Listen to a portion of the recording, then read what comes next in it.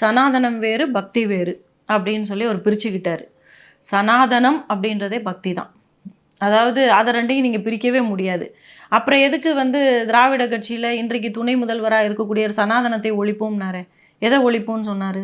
அந்த எக்ஸ்பிளனேஷன் அவருக்கு புரியலன்னா அவர்கிட்டே கேட்கலாமே. சனாதனம் என்ன, பக்தி வேற, சனாதனம் வேறுவான்னு இல்லை. அதாவது அன்னைக்கு அவருக்கு தேவைப்படலை, இன்னைக்கு தேவைப்படுது. அதனால் அவருக்கு கோயிலுக்கு போகிறார். என்ன சொல்லியிருக்காருன்னா, எல்லாருக்கும் ஒவ்வொரு விருப்பம். இங்கே இருக்கக்கூடியவங்க அவரை விரும்பி கூப்பிட்டதுனால நான் அந்த கோவிலுக்கு போனேன் அப்படின்னு சொல்கிறார். அப்பவும் நான் பக்தி காரணமாக போனேன், நான் சாமியை மதிக்கிறேன்.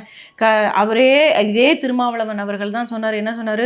கூம்பு வடிவத்தில் இருந்தால் அது மசூதி, மிக உயரமாக இருந்தால் அது சர்ச்சு, அசிங்கமான பொம்மைகள் இருந்தால் அது கோவில் அப்படின்னு விமர்சித்தவர் இன்றைக்கி எதுக்கு பழனி கோவில் போகணும்? ரொம்ப தவறு. அதனால் மேடைக்கு ஒரு பேச்சு, அவர்களுடைய நடவடிக்கை வேறு மாதிரி இருக்கும். இதை மக்கள் தான் புரிஞ்சுக்கணும். இவர்கள் எதை நோக்கி போகிறார்கள், இவருக்கு எதை பேசுகிறாங்க, இவங்க என்ன மாதிரி நடந்துக்கிறாங்க அப்படின்றத மக்கள் ஒருவரும் ஆராயணும், பார்க்கணும், தெரிஞ்சுக்கணும். அன்னைக்கு அவர் அப்படி பேசினார்ல, அசிங்கமான பொம்மைகள் இருக்கக்கூடியதுதான் கோவில்னு.